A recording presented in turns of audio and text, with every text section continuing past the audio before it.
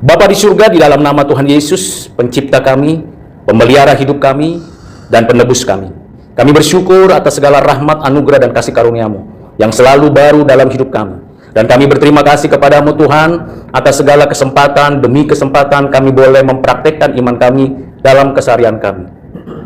Pagi hari ini kembali kami mau mendengarkan firman-Mu. Hamba-Mu yang terbatas, berilah hikmat agar penjelasan dan pengertian yang disampaikan bermanfaat baik bagi hamba-Mu yang menyampaikan maupun kami sekalian yang mendengarkan. Kiranya Engkau pimpin dan sertai dengan kuat kuasa Roh Kudus-Mu. Di dalam nama Tuhan Yesus kami berdoa, kami bersyukur. Amin.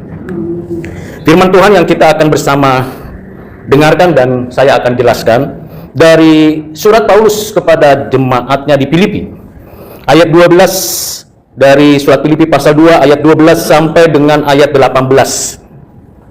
Hai saudara-saudaraku yang kekasih, kamu senantiasa taat, karena itu tetaplah kerjakanlah keselamatanmu dengan takut dan gentar, bukan saja seperti waktu aku masih hadir, tetapi terlebih pula sekarang waktu aku tidak hadir.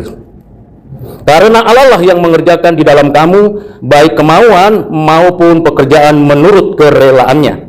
Lakukanlah segala sesuatu dengan tidak bersungut-sungut dan berbantah-bantahan, supaya kamu tiada beraib dan tiada bernoda, sebagai anak-anak Allah yang tidak bercela di tengah-tengah angkatan yang bengkok hatinya dan yang sesat ini, sehingga kamu bercahaya di antara mereka seperti bintang-bintang di dunia, sambil berpegang pada firman kehidupan, agar aku dapat bermegah pada hari Kristus, bahwa aku tidak percuma berlomba dan tidak percuma bersusah-susah. Tetapi sekalipun darahku dicurahkan pada korban dan ibadah imanmu, aku bersuka cita, dan aku bersuka cita dengan kamu sekalian, dan kamu juga harus bersuka cita. Demikianlah, dan bersuka citalah dengan aku. Demikianlah firman Tuhan. Kalau kita memperhatikan kondisi dunia sekarang, tidak lebih dengan situasi pada zaman di mana Adam dan Hawa sudah diusir keluar dari Taman Eden, yaitu kejahatan dan keberdosaan. Tetapi lebih kompleks karena kita berada di tengah-tengah dunia yang lebih dari 8 miliar orang dengan 4.000 kepercayaan.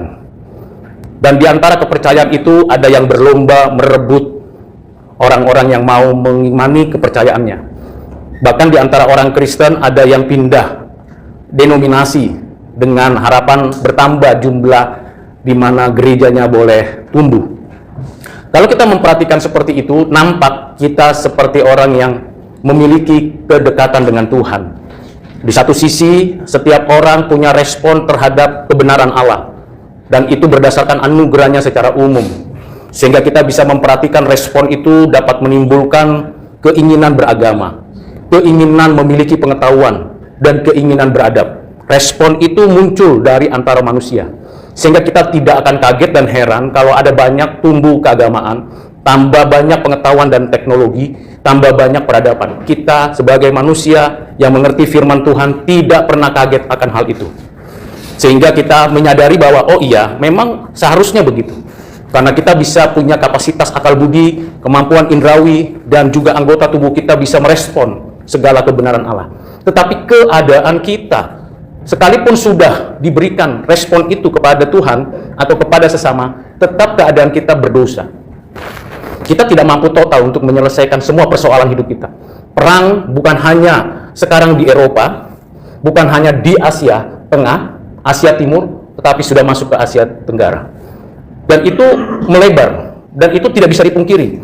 Memang sudah dinyatakan di dalam Alkitab. Makin tinggi dan makin bertambah tingkat peradaban, makin banyak kebebasan manusia merespon kebenaran, makin bertambah multi-religion, multi-culture, makin bertambah kenyataan bahwa manusia memang berdosa.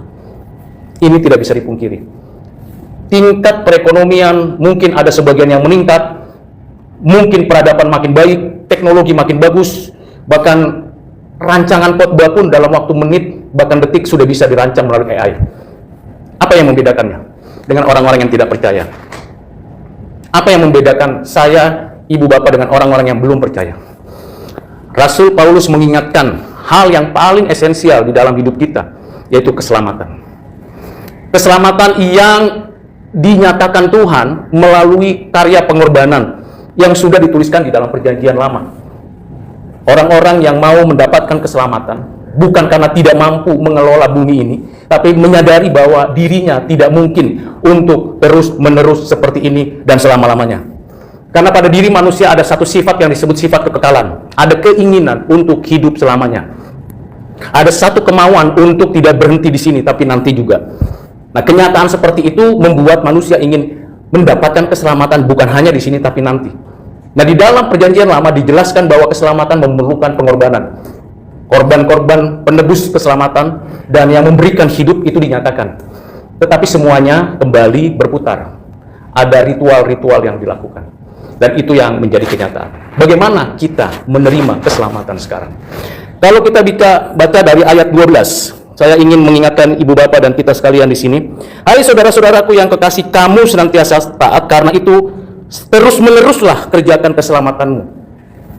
Terus-meneruslah kerjakan keselamatanmu. Kalau kita bicara keselamatan, sebenarnya ada 3 fase yang perlu kita ketahui. Fase pertama yang disebut dengan keselamatan yang kita terima sekarang.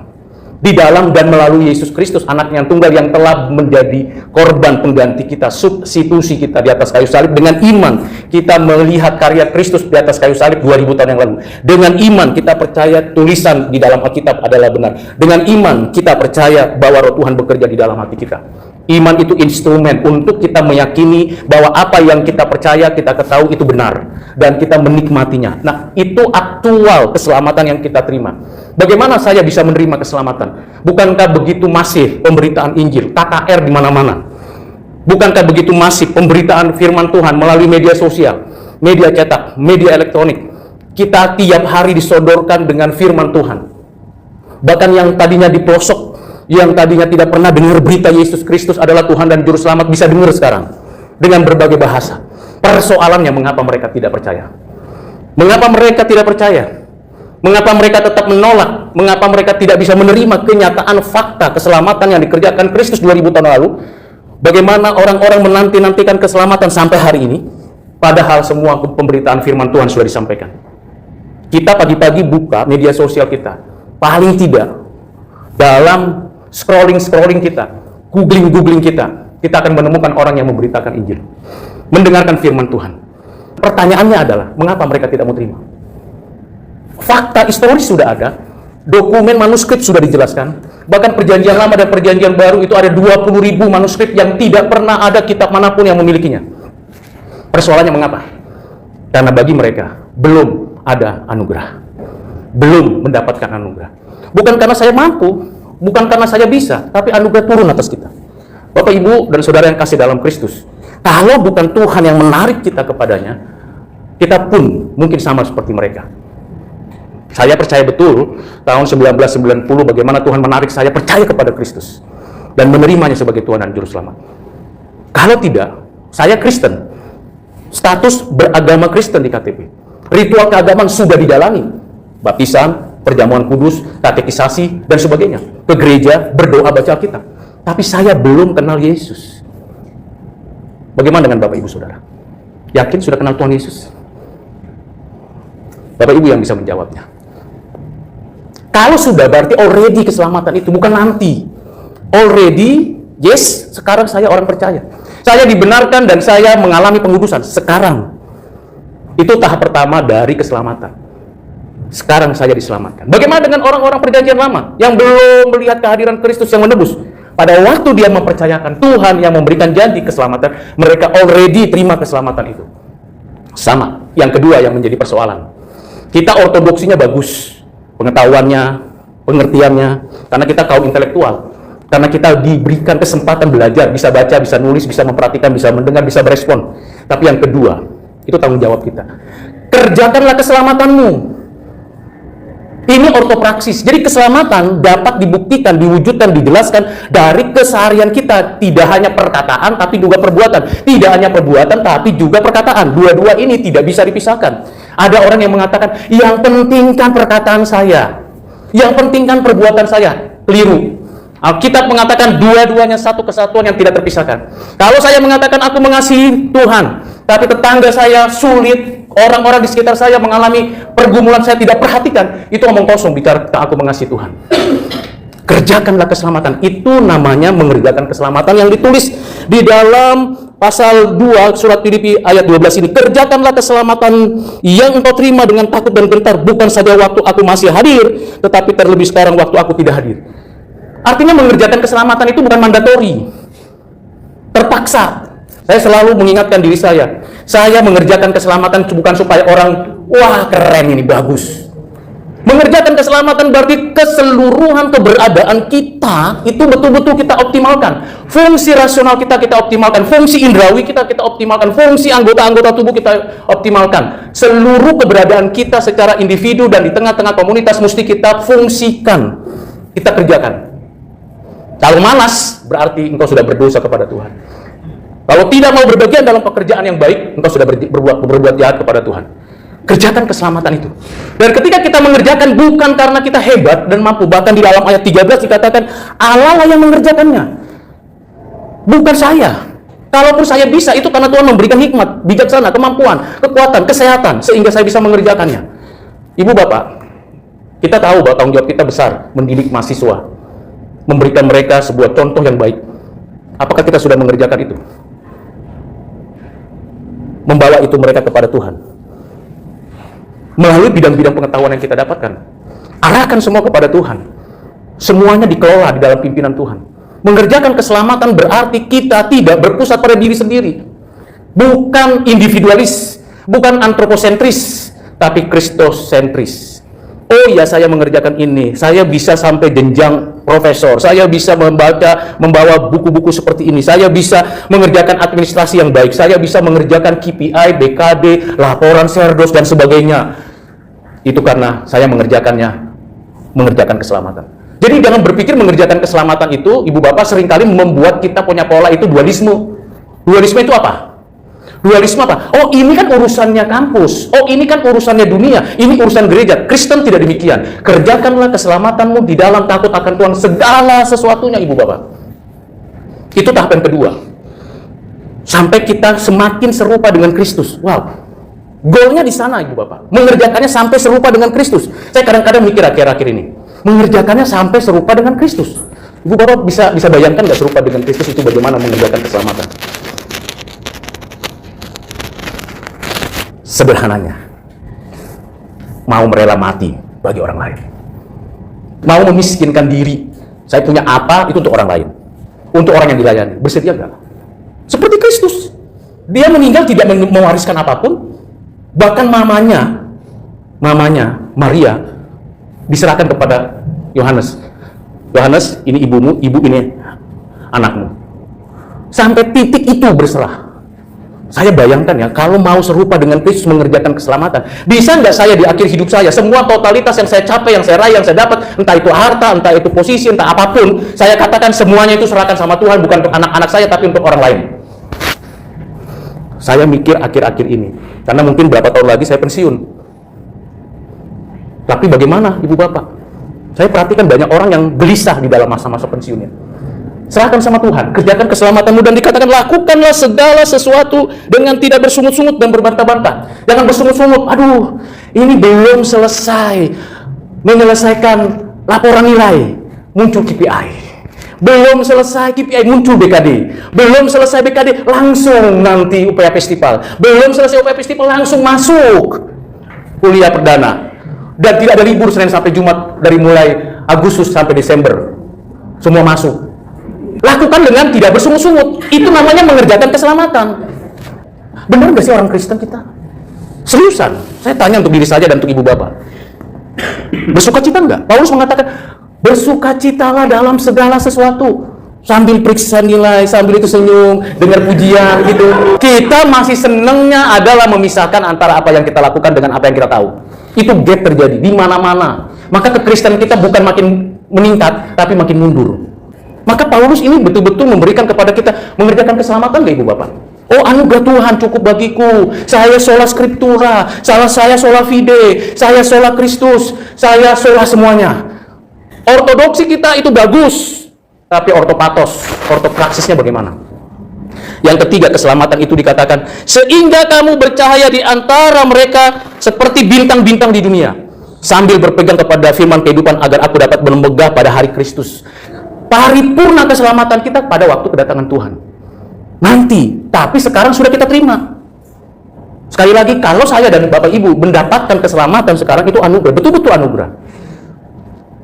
Saya berbuih-buih cerita tentang Yesus kepada banyak orang, belum tentu satu pun mau terima Tuhan Yesus, belum tentu. Tapi saya tenang-tenang saja sambil nyanyi puji Tuhan, haleluya. Saya menyanyi jalan serta Yesus, naik Gojek, naik Grab, naik angkot. Tiba-tiba ditanya, Pak, Bapak Kristen? Iya, saya perlu didoakan, tapi saya bukan Kristen. Ya saya doakan, diangkut. Ibu Bapak bersedia begitu? Ada yang khotbah bagus-bagus, tidak salah, tapi berani nggak kita menyaksikan Kristus dalam keseharian kita? Beri traktat, karena banyak orang yang sedang menanti. Nanti pada akhirnya kita akan datang di hadapan Tuhan. Keselamatan paripurna untuk kita terima. Dan sekarang kita mau jadi bintang. Bukan selegram, bukan selebriti yang ada di sana, tapi bintangnya Tuhan. Mau jadi bintang, Ibu Bapak? Di tengah-tengah keluarga, di tengah-tengah gereja, di tengah-tengah masyarakat, jadi bintang. Siapa yang suruh? Tuhan minta kita kerjakan. Bagaimana caranya sikap kita? Bersuka cita. Jadi ketika nanti diminta untuk kerjakan ini, itu Bapak Ibu, gaji juga nggak naik kok. Cuma 2,5%. Nggak sampai. Saya ada kendala ini dan itu. Enggak. Terus tetap setia kepada kesetiaan Tuhan. Disitulah yang namanya mengerjakan keselamatan. Mari Ibu Bapak, saya mengajak Ibu Bapak untuk mengerjakannya. Dan bersukacitalah untuk itu. Dan kalau ada kesusahan, itu wajar, Ibu Bapak. Itu wajar. Karena di tengah-tengah dunia yang fana ini nggak mungkin nggak ada kesusahan. Semua makhluk sama-sama mengalami pengeluhan kok. Nggak ada orang makhluk yang wah pasti aman-aman, tidak. Semuanya mengalami kesulitannya masing-masing. Yang membedakannya apa? Ku penuh sukacita, darah Yesus sucikan hatiku, kasih-Mu penuhiku, Roh Tuhan memimpin langkahku, masyurkan-Hu, pujilah-Hu, sebab anugerah-Hu besar ajaib, masyurkan ke ujung bumi, masyurkan sampai selamanya, ku penuh sukacita. Mari kita berdoa. Bapak, kami orang-orang yang sudah mendapatkan banyak pengetahuan tentang firman. Setiap hari Rabu, setiap hari Selasa, setiap Minggu, bahkan setiap hari kami baca firman. Pengetahuan itu limpah dalam hidup kami. Kami bahkan bisa menjadi orang-orang ahli teologi di dalam bidang kami masing-masing.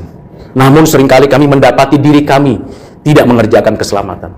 Kami memisahkan antara kebenaran yang kami terima dengan kesaksian yang kami kerjakan. Ampuni kami Tuhan. Bapa, kami mohon Engkau pimpin dan sertai kami supaya kami mengerjakan keselamatan itu. Mengerjakan dengan takut akan Engkau. Dengan tidak bersungut-sungut. Dengan hati bersukacita. Dan kami bersyukur untuk itu. Engkau pimpin sertai kami. Ampuni kesalahan-kesalahan kami di masa lalu. Kalau kami mendapatkan pekerjaan, kami bersyukur bisa mengerjakannya. Kalau kami mendapatkan tugas-tugas dan tanggung jawab kami, baik di rumah, di masyarakat, di kampus, dimanapun, biarlah Tuhan yang memberikan kemampuan untuk kami. Mampukan pemikiran kami ya Tuhan, dan berikan kepada kami hati yang terus memandang kepada Kristus, supaya kami semakin serupa dengan Kristus. Terima kasih Bapa. Ingat doa kami. Dengarkanlah ya Tuhan. Di dalam nama-Mu Tuhan Yesus kami berdoa bersyukur. Amin.